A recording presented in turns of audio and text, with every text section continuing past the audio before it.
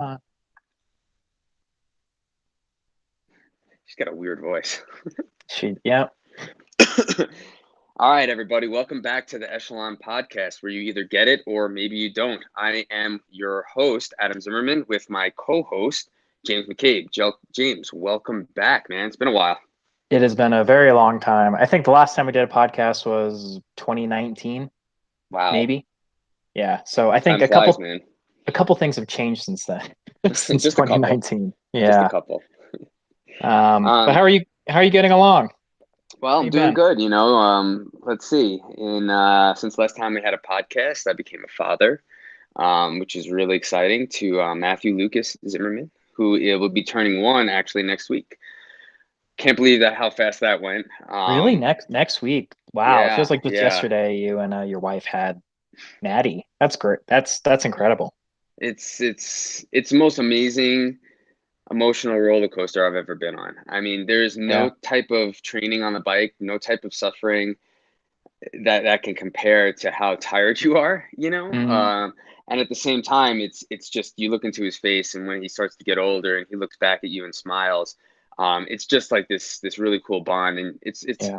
I hate using this analogy, but it's kind of funny how you know how we used to train before without a power meter, and Yeah. then when you got a power meter, you were like, wait, how could I have ever trained without it? You know, it's a similar feeling like when you have a kid, you can't Yeah. imagine your life without one before that. So, and then of course, stepping into a role, I've always run my own coaching business over the last, Hmm. 13 years.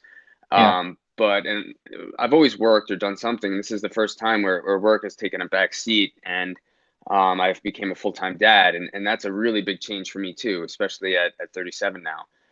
So, and there's no like how-to book, right? Like I can, if I wanted to Right. be a cycling coach, sure, you can listen to other people and hear about their experiences, or you can maybe read some books, but you don't know what you're going to do and how it's going to come to fruition until you actually go and do it. So yeah, it's been tough at times for sure, but I'm learning at the same time, and it's been humbling. It's really kind of Hmm. shown me how what's a priority in my life. And Yeah. social media is taking a back seat, and like Hmm. structured training is taking a back seat, but I those things really are not a priority anymore. What's a priority is my son and making sure he has a good life. So Yeah. yeah, big changes for sure, man. Yeah, that's probably why a couple people have been looking for you on social media and haven't found you lately. I think the only social media you're on these days would be Strava, if you're uploading your Hmm. rides on Strava right now, and potentially Swift, if you want to call that social media. They like to think of themselves as social, but we are going to talk a lot about Swift later in this Yeah. podcast as well. Yeah, I'm not a dad, still not a dad since last time we spoke. I think there's a couple more things you have to do before then. But yeah, obviously the pandemic settled in sometime in March. We're still in the middle of it, obviously, even though I think some people don't think so. But Yeah. I've been going into the office, which has been a very interesting thing. Got to wear your How mask. is that? Like, you nervous every day when you go in, or? They do temperature checks and we do self-symptom reporting every day when you log in. Like you go into an app and you say, have you done any of these, or you have shortness of breath, are you coughing, things like that. And then there's a registered nurse that takes your temperature on the forehead. And if you don't have a fever, you're welcome into the building. So I feel safe. I will admit, for those first couple of weeks, it was one of those things that you were paranoid just to see another person. Like it's been so long since people have been in social settings, right? That when you see Right. another person you don't really know that well, I know coworkers, but they're obviously not your immediate family. And as someone that lives alone, I obviously don't see a lot of people right now. Right. Right. But no, it's been interesting. I think I'm pretty used to it now, and becoming more comfortable and understanding what's a safe thing to do and what's not a safe thing to do. And there's certainly for those folks that do not, who have been pretty much locked up in home and they are working from home full time, or they're just choosing to stay home full time. When you do meet up with them in some public setting, like an outdoor environment, they are super, super concerned, which is still probably the right path to go. But it's definitely impacted cycling for sure. Not doing as much riding with too many friends. You try to keep that pretty small, at least for me. I think I can probably count on one hand the number of people I've ridden with since the pandemic really settled on, Swift excluded from that. Are you getting out on the bike at all, riding with folks, or are you mostly just sticking to indoor and solo rides? Yeah, it's funny. First, one of the big challenges for my family is, my wife, she works from home full time now, Yeah. so she doesn't go to the office at all. And we've got, for the last 8 months, 9 months, he's been a crying, screaming baby, right? But so it's been interesting, like, trying to work around her meeting schedule. And I don't make sure he's quiet. She understands. And I think everybody on Yeah. her calls, because she's on calls almost all day.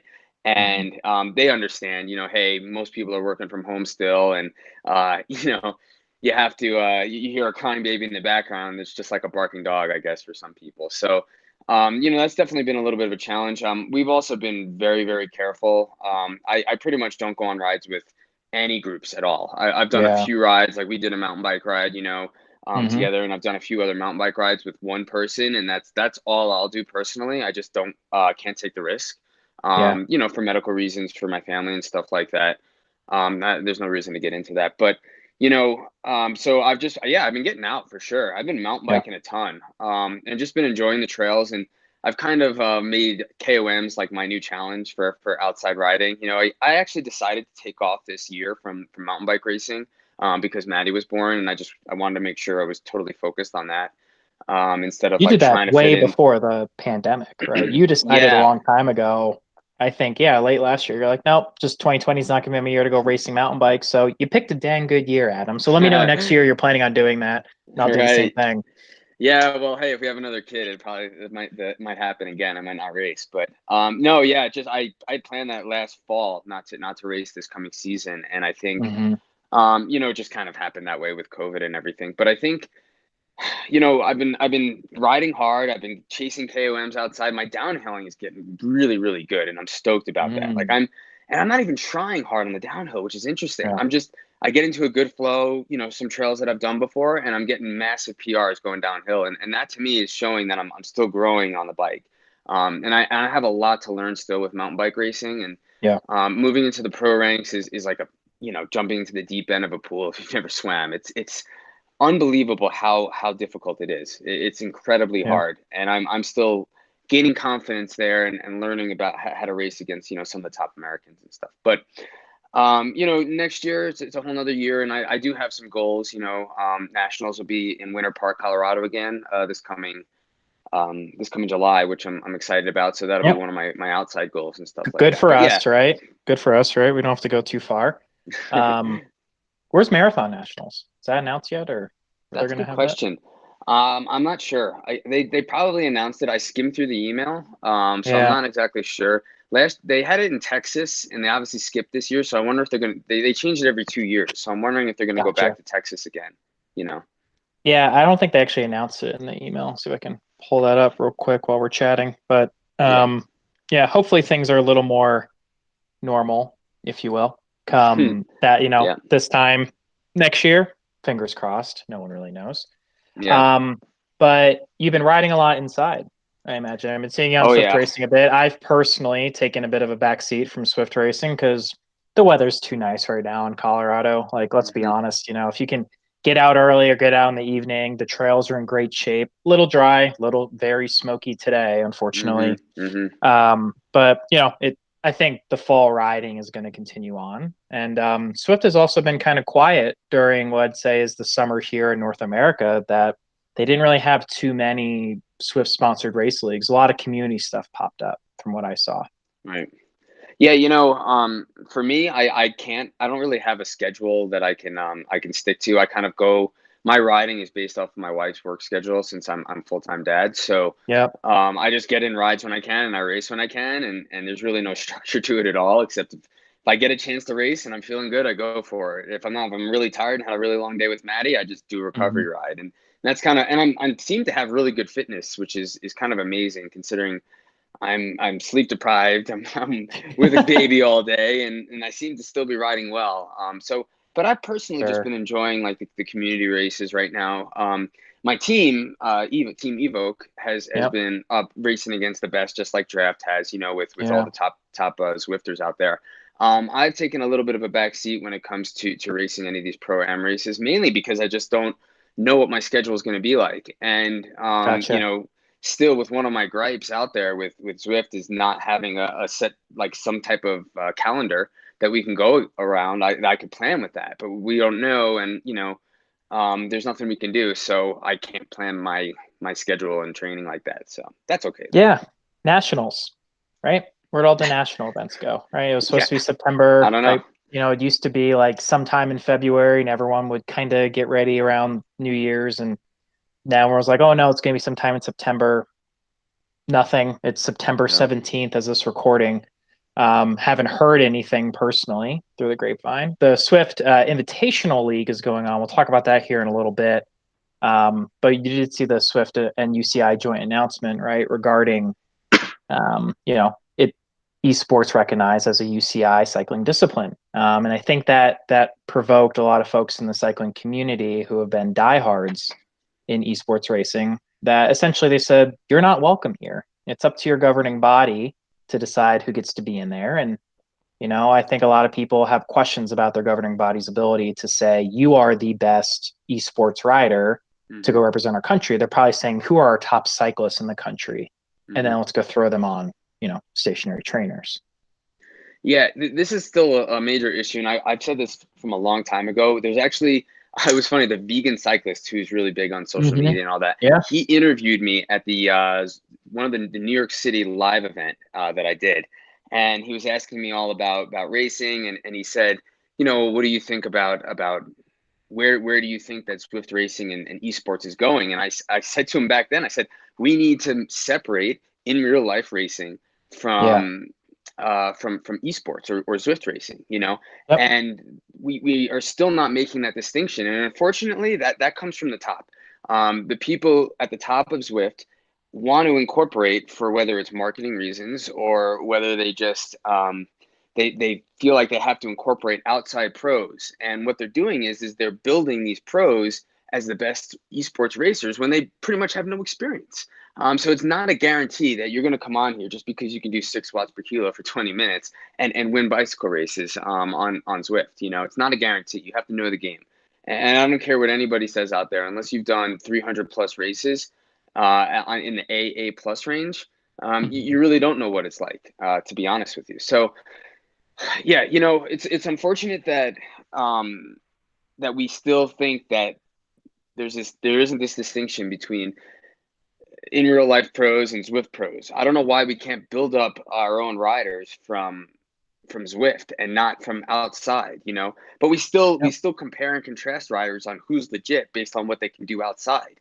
It's like, well, I know plenty of people who can sit in front of a monitor and look at numbers and ride a lot better than they could up a mountain.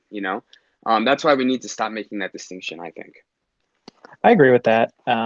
And I know I've heard from a couple people, at least in our internal, draft group chats, that, they are on boards of different cycling federations around various around the world, if you will.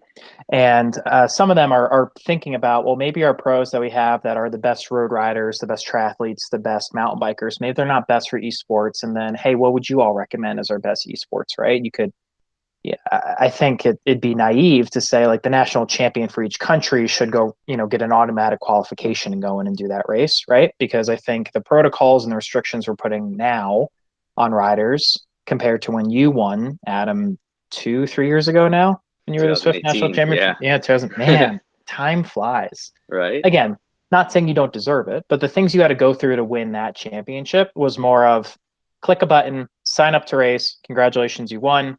Here's your digital jersey. Now, I'm going to imagine there's going to be a lot more around what we're seeing in this invitational race league and some of the qualifications, right? And I'm just going to read through some of the rules and regulations that we have to do, right? You have to have a Swift Power account. I think that's kind of standard. So if you're new to Swift, you have to go to a third-party website, which might be owned by Swift now. I don't think too many people know for sure. You have to go on there and you have to register and be a part of that team. You must now send links to Swift of video recordings of rider measurement of their height and weight within 24 hours of the starting event. So you have to go get out your tape measure. I've seen a couple of these on Facebook already in the Swift Transparency group. And, I live alone. I don't know how to measure my own weight. I guess I could, or excuse me, not my weight, my height. I guess I could go get a pencil, mark it against the wall over here. Yeah. But, then there's example to YouTube videos for height and weight. And then you have to do a record for every single event. So not only do you need to have a smart trainer, right, a wheel on. This has been kind of true for a while. We've been hearing this, and I think the community largely influenced this decision. But for some people, this is a barrier to entry already, right? If you don't have your smart pedals, or you don't have a power crank with your smart trainer, you're kind of out of luck. And then the top 5 riders in each race, they're subject to post-race verification and additional data files, which usually include those different power files, your 1 minute, your 5 minute, your 20 minute, and the different powers as well. But you brought up a good point earlier, that the riders that just stare at a screen all day, if you will, and they're just, kind of chasing numbers. If you then say, hey, you did a great 5 minute effort inside, now go do that same effort outside. I bet you they can't. I know I couldn't. And there's so many variables that impact your outside riding. Namely, right now, there's the pandemic. Most people might not feel comfortable going out and riding in some environments. In some places, you weren't allowed to go outside and ride for a period of time.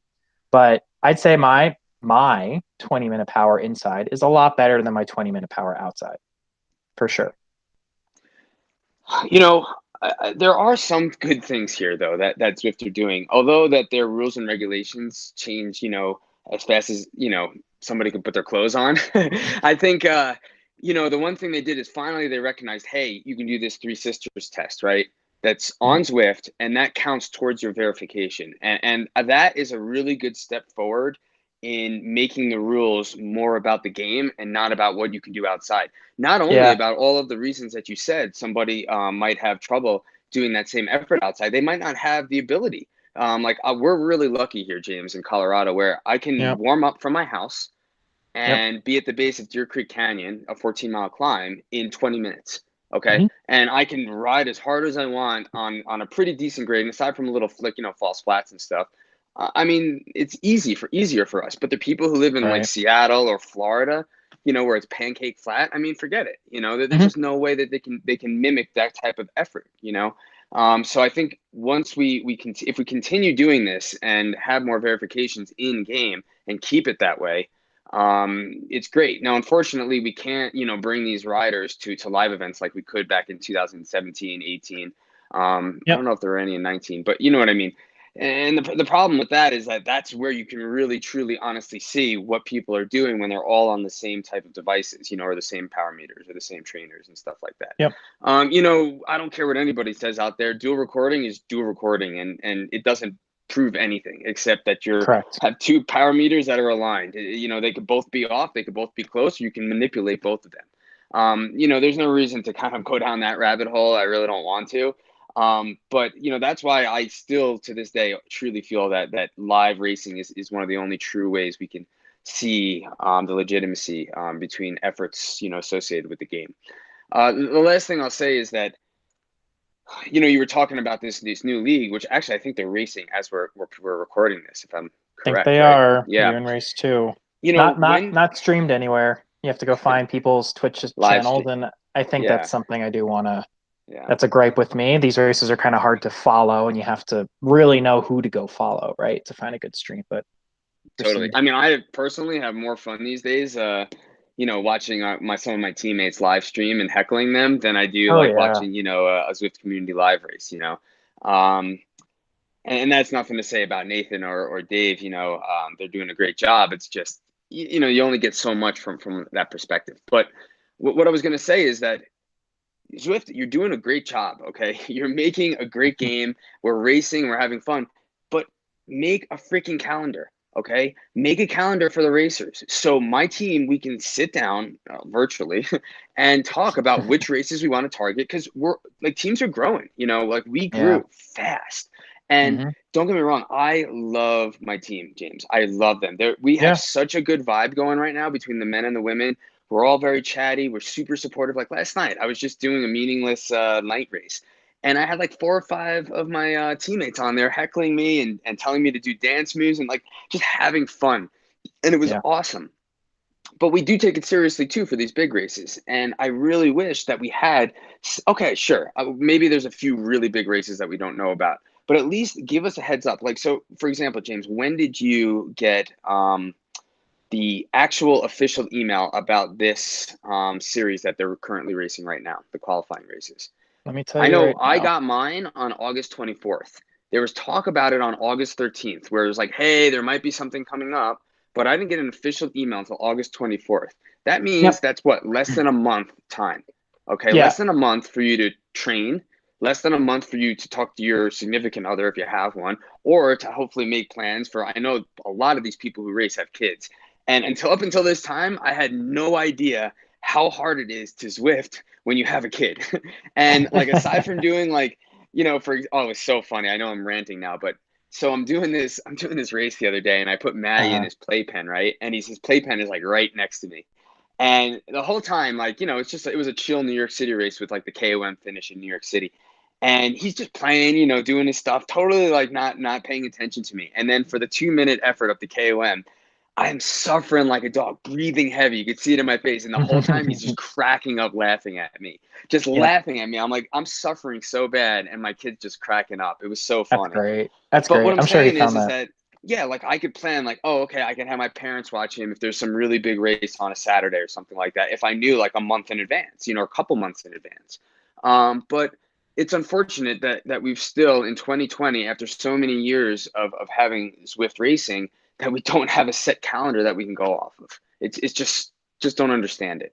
So Yeah, I mean, following up, right, on the timelines, right? I have in my inbox the 24th, just like you, hmm saying there's the qualification league. I have an email on the first saying submit your 10-man and 10-women roster. And then I have an email on the 8th saying submit your roster for race one. And we just got one. And then, race two came out a week later, and race three, we have the email right now to go through and submit our roster. so you But had even then, 7 days. You had so 6 or 7 days to get a roster in from the yep, 24th. That's yep. ridiculous. And then That's ridiculous. the You know? only, and the biggest so what is, you get the email, here are the dates. You don't have times. So, hey, these days, do they generally work for you? And we've seen it too, where that communication comes out and then those dates change.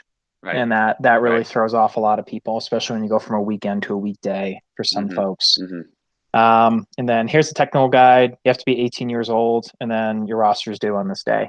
Have a good hmm day. Like it just seems, it's and this has been kind of the mantra for a long time for these races, for all the invitational leagues that draft has been included in, and I'm sure Evoke's the same way. You kind of got to say, yeah, sure, fine, we'll do it, and then you got to scramble to make sure everything's ready and willing to go, because esports is not a professional gig right now for any cyclist, right? So everyone has their other jobs or other life priorities going on, and this thing is not sitting front and center for most people. hmm So to get a list out and to make sure people can actually join, the first thing they usually ask is time, and they say usually it's around this time. And until you actually get that confirmed start time, it's really hard to get people to commit. So um, and the verification pieces now, right? As you start to grow teams, you talked about your team sees growth. Our team sees some growth too. We have applications out there. We get a bunch. We read through them, and we pick the ones we're interested in the most. Um, it's tough to get. How do you get those new people on a roster, right? If someone was to join the team right now and I want them to be in the qualification league, they can't be in there. And I think what you're seeing is because only so many teams got invited to the qualification league. You see people that would normally be on Team X, or excuse me, that's an actual team. Team ABC over here, and then they're like, oh, well, ABC didn't get the invite, but EFG got the invite. I'm not going to go race for EFG and hmm go virtually apply the kit, which is a pain in the hmm butt sometimes, and then go out and race. So you're not really getting a lot of growth. You're just getting, here's some teams, and now you're getting some people just being fed on to those teams, right? They just keep jumping ship, if you will, and changing the letters in the brackets. Yeah. Yeah. It kind of doesn't have much. It doesn't hold as much meaning. For most of us on our team, we've only had one person who's jumped ship to another, a female who jumped ship. From one team to another, just because she wanted to do Mm-hmm. more pro races. And I'm like, hey, if that's your prerogative, if that's that, go for it. Yeah. You know what I mean? I'm not going to be sour about it, but. It's funny. You're going back to what you were saying about the rules and regulations, verifications, getting everybody up to speed. We had a big influx of women, especially a lot of women who had maybe Mm-hmm. been racing here and there, doing some workouts, but didn't really know or understand this whole process, or didn't even hear about it until they were on our team. And then we had to bring them up to speed on how to dual record, Now they have to make an investment on money in terms of buying an extra power meter or something like that. We Yep. have to explain to them how they have to crop their files, if the timing is off, this and that. It's almost like you have to bring them in and teach them, and bring them up to speed before they're even going to be competitive, and that's just forgetting about the race tactics and all that. But I think, we are seeing some growth like in our team, and we're keeping our men's roster a bit smaller, Yep. we have like, I think 8 total now. We brought on one new rider, Tom, who I'm really stoked about. He's in his second year of Great. racing and riding ever, and he's crushing it out there. So I'm really Not excited to not just see on Zwift, like in general. in general. Yeah, Oh yeah, wow, that's great. yeah. So I'm really excited to see how he does in the next couple of seasons and stuff like that. But Yeah. um, yeah. So I'm hoping that our team gets, meets the qualifications and moves on. And but at the same time, you can't go back to the complaints. Like I think there's only been 1 or 2 DQs so far. Am I right in this There's qualifying? there's not been much, and like I'm looking at so the results were sent out. Usually they're provisional, right? And then you see shortly thereafter a list for the actual results after they do some level of results. These are just Yeah. results. These are not even provisional or anything like that.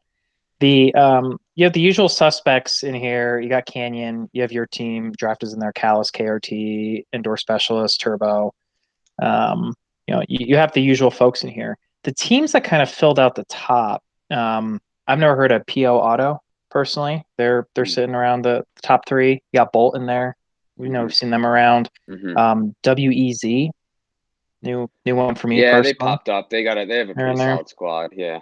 Yep. You have a lot of teams kind of filling out some spots in the top 20. Because remember, it's only top 20 men's and women's teams Mm-hmm. that get Mm-hmm. to move on to the actual league for this round. But yeah, you got a lot of zeros in there the way they were doing the scoring, right? Yep. Your women's team did an excellent job, much better Yeah, than yeah, they're your men's crushing it. team. They're Yeah, crushing it. Our girls are crushing it. It all started with bringing on Angela. yeah. Sorry, James, but Hey, she and she wanted to do something different. I'm all about growth, and Angela's yeah, excellent. And if she's and then listening, keep killing it. yeah, she was so afraid too. It's so funny. She comes to me, she's like, I don't know how we're gonna get more women. There's no women out there. I'm like, don't worry, don't worry. I'm like, just Yeah, they'll come, trust me. And we've also built a reputation of being transparent. I think of course. and stuff like that, which helps our reputation. And Drafts the same way. I mean, Drafts is one of the oldest teams out there. So yeah, it's unfortunate that we can't the last thing I'll say about this is about Zwift taking over Zwift Power, and it's more of like a rhetorical question. But how can you take over the rules and regulations with people who are paying a monthly fee to you? You know what I mean? And the fact is like I've seen at least 4 or 5 people who've been taken off of Zwift Power or been disqualified from every race that they enter because either they were cheating, manipulating trainers, manipulating files, etc. Blah blah blah. Yep. And then once Zwift took over Zwift Power, boom, they're back, like no big deal. And to me, it's like, Oh, yeah, they just want to interesting. keep it. To me, it feels like they just want to keep everybody happy, no matter what you're doing out there. Just keep riding, and it's okay. Whatever you did in the past, that's okay, and we'll fill in the blanks here. And you're a paying member, so come back. Well, yeah, they did just get a Swift did just get I think $450 million USD. 500 million, dude, 500 million. Yeah, and Like, so what are you that gonna puts do their with that? that puts their value up pretty high. Yeah, I wonder if they'll go Um, public. That's I if I'm them, I'm sure I'm thinking about that right now. But what does that look like? For Swift racing, I don't know. I hope it doesn't change too much.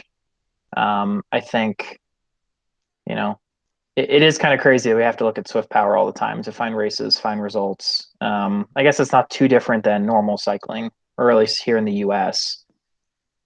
Actually, I'm pulling up Swift Power right now to look at the qualifying race number 2. The See other the thing too is results. like at the same time, Zwift has been thrown like this massive, huge deal, influx of riders, right? As soon as Hmm. COVID hit, all of a sudden, and I'm sure you got, out of all those people who are just riding on there, just doing workouts, you still got a large influx of racers. I remember when COVID hit, I was doing races. I couldn't believe there'd be, on a Tuesday Euro race, that Euro Yeah. time slot, there'd be like 120 guys. I couldn't believe it. Yep. And it just showed that everybody was indoors at that time. But, it's like, so I know they have a lot of catching up to do in terms of just managing the game and managing all the other people that are on, but things have settled. I mean, I was on this morning and there was only 2,700 people on, Yeah. and that's like, prime time for Europe this morning, right? So Yep. I don't really think that's a big deal anymore. I think the dust has kind of settled. And what I think they need to do is, they need to just establish some type of, real schedule for racing. So what I'm hoping is the dust settles and then next year they come out with a more standard set of rules. Like Yeah. this height thing. What are you doing? Nobody's gonna grow unless you're 15 years old. Like, okay, make a rule and regulation for juniors, right, who are still growing. Well, for you to But be in this race, so that's an important point. For you to be in this race league, you have to be over 18 years old. So they cut out all juniors, period. And I feel like a lot of that has to do with something you and I have asked Swift about in the past is have junior centric race leagues, right? Where you can have those U15, U12 riders in there. And, because their power weight's very different than, say, a mature adult, or at least an 18-year-old, you want to have them in separate races. And Swift, essentially said with data policy protections and with GDPR, we can't take that risk and we don't want to do it. And I don't blame them, but you got to get over that hurdle at some point. Someone's going to figure it out, right? Yeah, looking at Swift Power right now for the qualification. wait, let me get to my point. So my whole point about Yeah, that get to it. is that, all right, for unless you're like, 85, you're probably not going to get that much smaller, right? Over the next couple of years. Have a height thing once a year. Like, we don't need it every time. Like, what are you doing? It doesn't Yeah, make any sense. So that was my whole point about the height thing. Like, do a video once. It's good for a year, I'm also very curious too if the like is the height. This might sound really silly, but like if I go in there and I say my height, I'm 1 inch taller than I am right now. Makes me 6'1". And then I go on a race and I'm like, geez, that was not fun. I'm gonna make myself 2 inches shorter. I don't know. Are we really talking about like that noticeable of a difference? I don't know. And I wonder if a lot of this is just proving to people, look, we check everything we can check. Your height, your weight, your dual recorded. We check the slope angle of your trainer and your power meter. Like, how about we talk about elevation changes too? I think that's probably the big one they really need to get to, right? All of us here at They'll never altitude, do it. They'll never do I it. know that. Well, that's probably the easiest one to fake, right? But at some point, it's like we're at 5,000 plus feet here in It's Denver, probably like Colorado. 6,000, man. Yeah. Well, you over in Highlands Ranch, Well, I'm in not my me in the. parents right now, which is 6,200. But yeah, whatever. Yeah, Neither here nor there. Yeah. but I think I saw Alex Howes, complain on Instagram earlier in the pandemic that he would hop in a Swift race, and he's up in Netherlands, and I think they're at Oh, 9 wow. thousand feet up there, right? And yeah, you're not. You feel that. You really do feel that, right? Yeah, for sure. But yeah, not much going on in the race right now. I can't tell if Jesse with Turbo. It looks like he's 2 minutes off the front. I can't tell if that's Wow. one of those things on Swift Power where it's just that rider's stuck ahead for whatever Yeah. reason. Yeah. But in general, it looks like the usual suspects are there. I didn't know Team ODZ and dropouts kind of combined. Maybe they're just Oh, doing huh. that for the. What's the course for today? It is it's one of the new France courses. Ooh, I actually like France. I I like the don't. courses on there. Huh. Yeah, my elite my trainer's been blown out. The new one comes Tuesday. Not going to Nice. talk about the brand I got, but the elite trainer I did have, which came from you. I'm sure you put it through the ringer.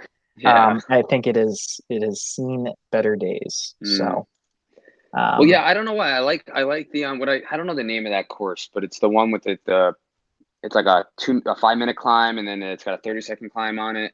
I that's like not that this one. course. This is just Oh, this okay. just the Paris circuit. So it's just Oh, up they're and doing the around. So yeah, it's a grind though. I mean, like, even that little grind up to the sprint point. Yeah, that's pretty yeah, tough. it's 3% right now. I'm looking at someone's feed right now. So it looks like there's a lot of it looks like the group's largely together. And this, breakaways have been dang near impossible to ever Mm, execute on Swift, right? Everyone thinks steering is going to bring that in. I don't think steering is going to bring that in with the yeah. elite sterzo, right? I don't think that's really going to provoke you to get the rider over and then you actually break away from the group, right? It's just Mm, I think it's too easy just to sit on wheels and just, everyone's lumped together. But what I'm really hearing, Adam, from our talk, and probably since we haven't done this podcast in a while, is like Swift racing hasn't changed that much since No. last time I've done this podcast, right? The races have changed a little bit. There was the off the map tour. I think that wasn't terribly exciting for too many people to participate or watch. And now with the qualification league, I don't see much changing other than you have to go through more hurdles to get the same result. Mm-hmm. So, I'm curious what is really going to change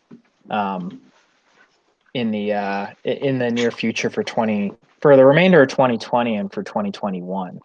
I see you brought your dog in. Someone was No, at it's the my door. parents' dog. Yeah, Gotcha. I think they took Maddie for a walk, so you want to make sure I was here. Yeah, Gotcha. sorry, he was distracting me. Hi, I see you. Yeah, you're right. Not much has changed. It's still Zwift racing. A few of the rules have changed, and the races have gotten a little bit faster. In early COVID.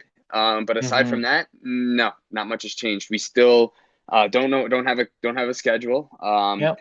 Riders are still not called out publicly when they cheat, so that Mm-hmm. hasn't changed. Yep. USAC does that, right? Doesn't USAC send out emails about, or they did in the past before COVID, The right? not USAC but USADA, right? The USADA, U.S. yeah, Anti-Doping, right? They'll right, send out a note saying like so and so rider was sanctioned for this thing. yeah.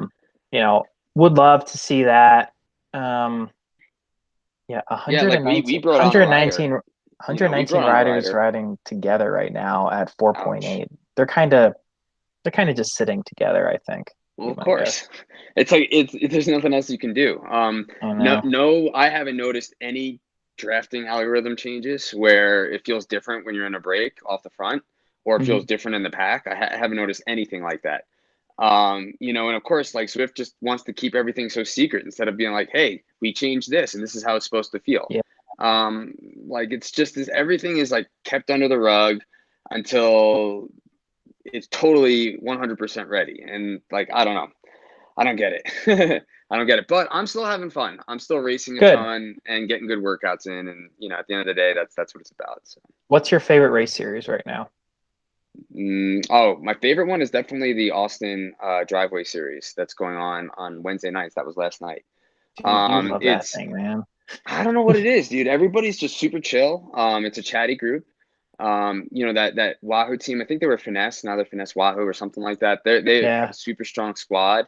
The races have been tough. Like last night, I don't think our average was that high, but there were some hard efforts in there. And I was like, oh yeah. wow, this is moving, especially for an American time zone slot in the evenings. So Yeah. I've been enjoying that one. But aside from that, I haven't been doing any other series. What about you or your team? The team has been focused mostly on like the Ocrit races that pop up on the weekends. Those have been pretty popular. We Yeah. haven't done too much with the Austin Driveway Series. The Tuesday night Criterium race, the Velocia Sport that John Hamlin on our team he manages. We'd like to pop into that one as well.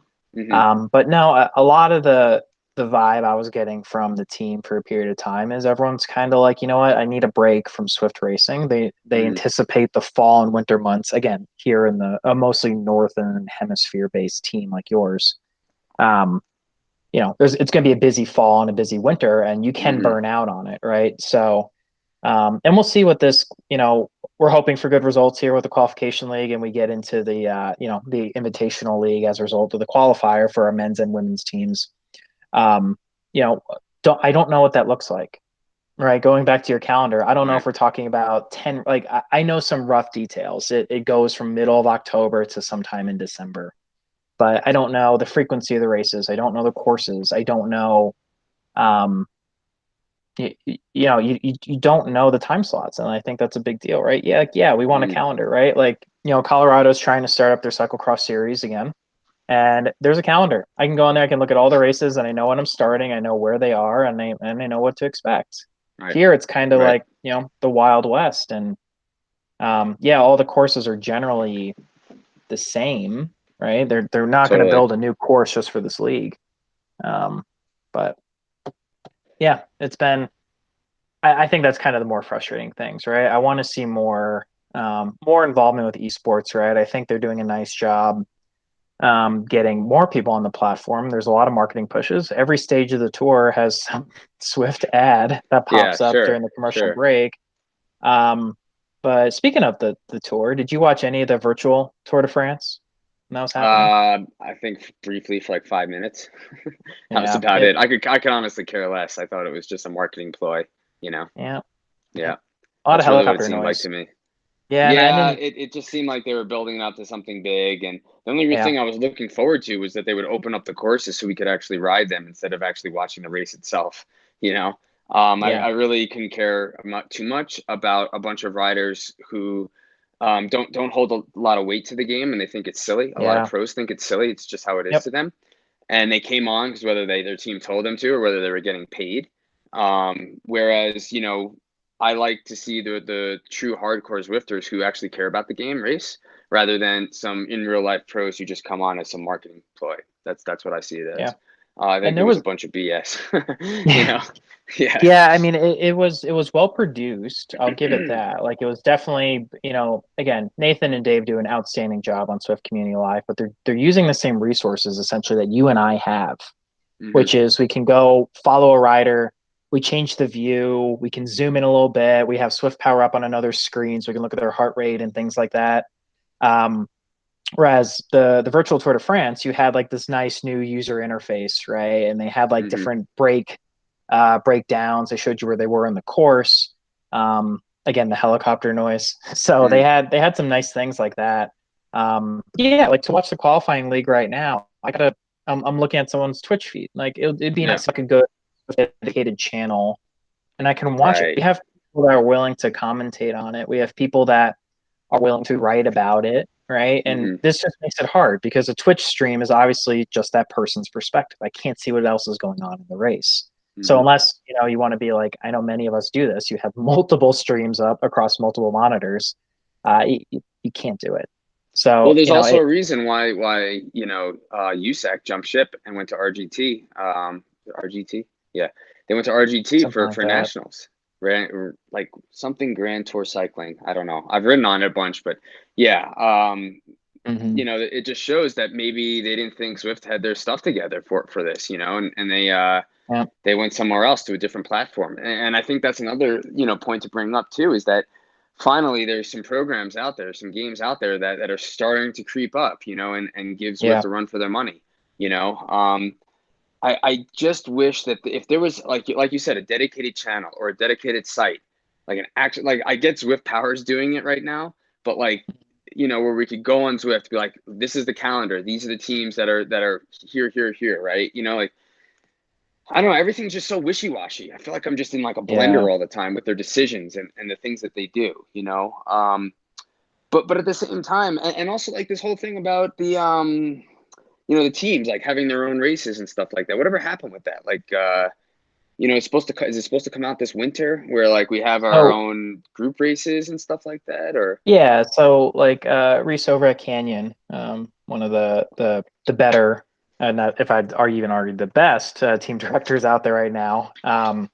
He had a meetup scheduled, and it was an invite only meetup, and like your team could sign up for it. I think Evoke had a hmm couple people in there. We had a couple people in there. The time slot didn't work great for us, but even then, that was still a little bit like a like the meetup like function that we have today, yeah, which is where like, hey Adam, you want to have a race with 10 people? Great, I'm going to go join your meetup, and then we're just going to go do a race on a course or for an hour or whatever it is, right? hmm So um, no, we don't have that yet. We're too busy focused on the battery and boost mode, yeah. But what is that? which I never even uh tried it. yeah, What a I joke! It's a joke, man. I did it, and like I get it. Yeah. I get why it was built the way it is, and I get why it was ultimately something that they were thinking of doing. But like even doing it in races, I I didn't love Or it. dude, how embarrassing is it like to bring on new riders and you got to be like tell them to wait 3 months just to get them a kid, you know? I you know Come I know on, this. I dude. know. It's ridiculous. Like we brought on like 4 or 5 people. I must have sent 15 emails. And the only reason we got them, it seemed like, was because there's this new series going on and we had to put them in the race. Like, come Yep. on, We you went through know? the same Uh rigmarole to get some new riders, and like yeah. we have we've tried some processes with a handful of people at Zwift, and the process just isn't working, right? But yeah, it's one of those things where I'm like, Draft has the older black and red kit that you can actually punch in a promo code or a code on your computer and you get the kit. It's not private; anyone can look up that code and they can get it. But then you have the Draft kit, which myself as a team director, I have to go tell Zwift that this is the person that should be getting it. And even then, that process it's murky, right? And then there's also a stickier process too. If I want to remove it, you still have our Draft kit. For me to probably get it away from you for whatever reason, not saying I'm going to do that. That's probably a process I don't want to even try to figure out. Right, exactly. Like there's just there should be one person on the team, a manager, director, whoever, who has the ability to add and remove people's kits. Or manage a promo code, right? Like you give me a promo code that you got to promise doesn't get leaked out, and you have to accept that risk. Yep. You're occupying risk. So like esports has definitely been. I hope to see some cooler stuff. I don't think steering, and I don't think that battery and boost mode is going to make racing that much more exciting.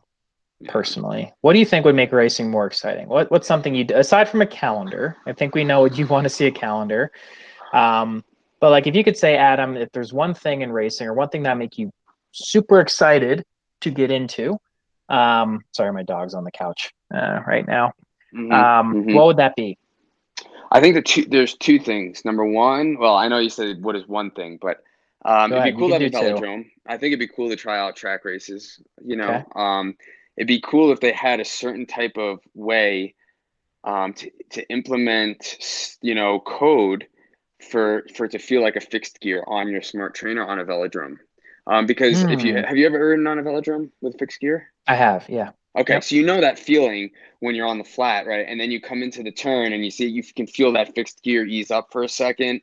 Yep. It would be really cool. Apex. Yep. Right. And then, or if you, and it might be the one place for steering would be good because then you can, on like a match sprint, you could go up the ramp and then come down, that's probably the one thing that would be really cool and exciting to try track racing on there, if they could figure out a way to implement the resistance into a fixed gear kind of feel.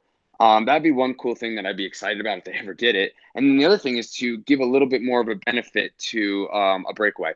So maybe have some kind of cool power up. If you get, let's say like there's 4 or 5 guys in a race and they are busting their butt and they get up to that 30-second threshold. And at 30 seconds, something changes within the algorithm that they can go a little bit, it's a little bit easier for them, right? And it's a little bit harder for the group, and the group actually has to work to get back to them. Because if you see a break and it's pretty much a flat course without some major climb in it, you're just sitting in the group like, oh, okay, let them burn, right? And sure, kind of what's happening right now. Yeah. Yeah, and most of the like in this big race, 120 riders, nobody's getting away. Come on, it's an attrition race where everybody sits, and then who's got the best 2-minute, 1-minute power or 15-second power? Give more chances for a breakaway to stick. Now, of course, we know whether it's in real life or Zwift, the chances of breakaways happening are slim to none. But if there's more opportunities, more people will try to get into those breaks, and it'll make more exciting racing dynamic because the group, the peloton, has to try to coordinate either with their team or as a whole to try to bring back this break. Instead, it's like, well, the blob's going to win. Why do we even bother? And that I feel like is a dynamic right now going on.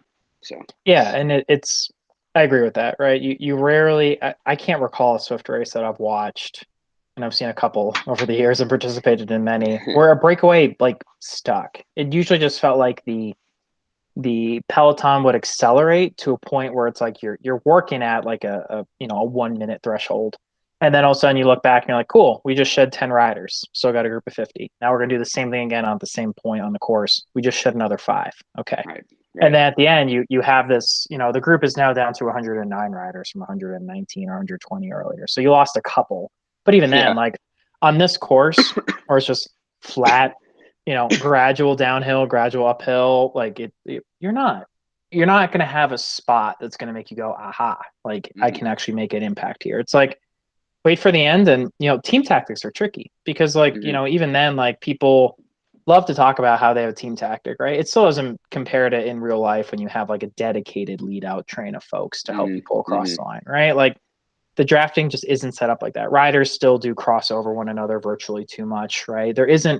You do not have this idea of being blocked in Zwift. Mm-hmm. And I'd like to Mm-hmm. see something like that. If steering can introduce things like you're blocked or you can't actually move over enough. And like if you take a turn, actually the folks on the inside of the turn get, priority versus the folks on the outside, right? Like Yeah.